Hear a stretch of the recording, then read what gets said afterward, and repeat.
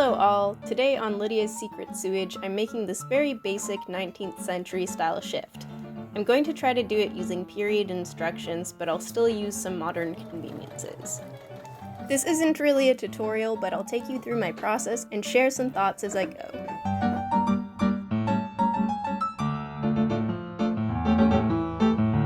The Workwoman's Guide is an English sewing manual published anonymously in 1838. The book contains instructions for hundreds and hundreds of garments and household items.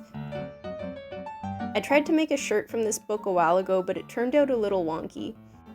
I was drawn to it because it's cut entirely in squares and rectangles to reduce fabric waste, as many garments were at the time. I had a hard time deciphering all the instructions because they're written for a contemporary audience who at least knows how a shirt is supposed to look and fit, which is more information than I had going in. So I decided to go with something even simpler this time and make a ladies' shift. The book gives some instructions for cutting out, and it gives you this one diagram and nothing else. Everything else I'll have to figure out on my own. I was a bit intimidated by my shirt misadventure, so I took some time the night before to decode the instructions and draw a diagram. This shift is just a long piece of fabric folded once so the short ends meet like a pillowcase, or in other words, folded hamburger-wise. A neck hole is then cut at the fold. To give the garment shape, triangular gores are cut from the top half of the folded rectangle and then stitched to the bottom half to turn it into a long trapezoid. The sleeves are just one rectangular piece of fabric with a square gusset in the pit. So this is starting to make a bit more sense. It's gonna be like huge and wide, but yeah. This is us. You and me.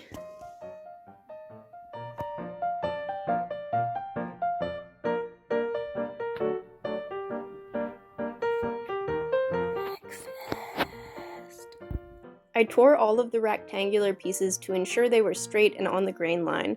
I then followed the instructions in the book to cut out my gores.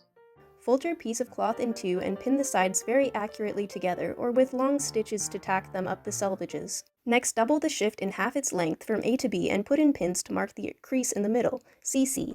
Unfold the shift and double it again very carefully the width way, so as to let the four selvages lie evenly upon one another. Measure from the top, B, the space BD, to be cut off. Crease the linen in a straight line from B to C and cut it carefully off through the four thickness of cloth. The gores thus cut from off the top are reversed and sewed to the bottom to widen the skirt. And I had to read that about 5 times before I realized it just said fold it in half and then cut off some triangles in this shape. Once I had my pieces cut out, I ironed them to ensure that the grain line was square. Hand felling the seams felt a bit extra for this project, so I consulted a different section of the book for ideas of seam finishes, and it sounded like a Mantua-maker's seam would be appropriate for this garment, so I decided to try that. I've never done a Mantua-maker's seam, so first thing in the Workwoman's Guide it says is to have one raw edge a little bit above the other with the right sides together. So, Mantua-maker's seam all pinned in. Hand stitching it, you'd fell along this line here, so you'd have a seam that is sewn as you enclose the raw edges.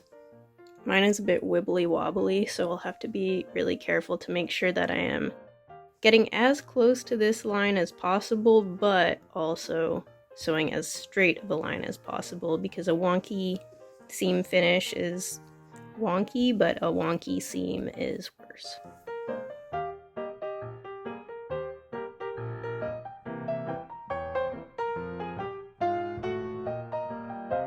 Gore number 4 is pinned, and I'm pretty pleased with myself. These are looking slick.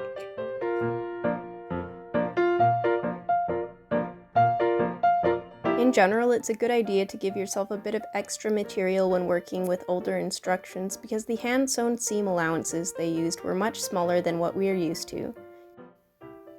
You can really see that where my gore's attached to the skirt and there's this weird bump, so I just trimmed those edges straight before proceeding. What I'm going to try to do is sew the sew the sleeves together with the sleeve and the gusset first. Start stitching that along with the Mantua-maker seam, and then around the back side, and then try to, like, I might have to nip it a little bit or something, but try to get that one seam to, like, start eating the seam where I started, if that makes any sense. And then the same thing with these gores. Try to just, as much as possible, even though it's a little wonky, treat the two pieces that I already sewed together as one piece of fabric. There's this little tab on this side of the fabric, so I don't want to fold it over on top of the tab, and I want the seam allowance to be on the other side, if that makes sense. The lower edge, the one that gets folded over, that piece of fabric will sit kind of not flatter, but like lower than the piece that's behind it. I'm basically just making note of that because I don't want the armpit gussets to poof out, so I'm gonna have them be the piece that gets folded over top of.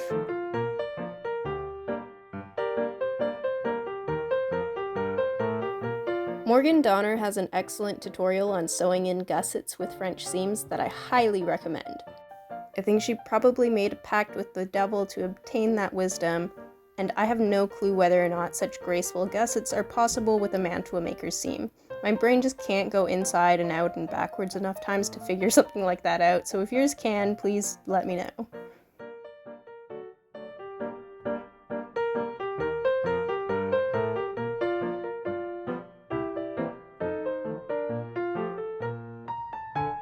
Two sleeves. I might end up picking this just a little bit and then letting the gusset come all the way to the hem. I don't know, doing whatever I need to do to make the sleeves sit well, but I'm not too fussed. Next, I top stitched small hems onto the armholes, which worked okay. The neck's gonna go here. This is starting to look like a thing. The sleeves are tiny. My arms are barely gonna fit in here, even though I have really skinny arms, so I'm glad I chose the biggest size. And the body seems to have plenty of room, so I don't know. Clothes used to be different. I pinned the front half of the sleeves in place and stitched them up starting at the bottom of the gusset. With one side of the gusset in place, I was able to then pin in the other half of the sleeve, eating the first gusset seam at the bottom of the gusset on the other side. And then I continued all the way down along the side seam.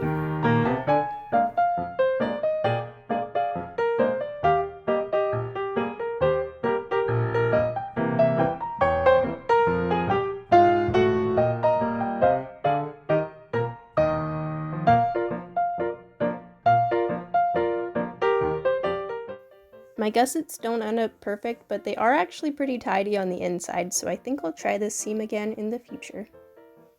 They do get a little weird and bulky where the gores meet, though. And then I spent an inordinate amount of time trying to cut the neckline out evenly. Was trying all kinds of weird folding, and I don't know what I'm doing. What am I doing? What am I doing? Anyway, it ended up pretty even in the end, so there we go. I trimmed the bottom hem,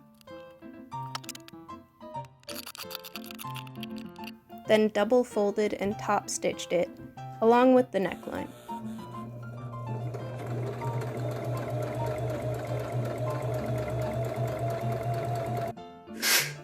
I then pressed everything because I'm very fancy, and then I dropped my hot iron very close to my foot.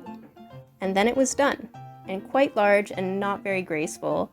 It just sort of looks like a hospital gown, but that is fine because it is underwear. And I'm pretty impressed with myself for actually managing to make what I think it was supposed to look like, and for actually finishing a garment with like proper seam finishes. So, sick.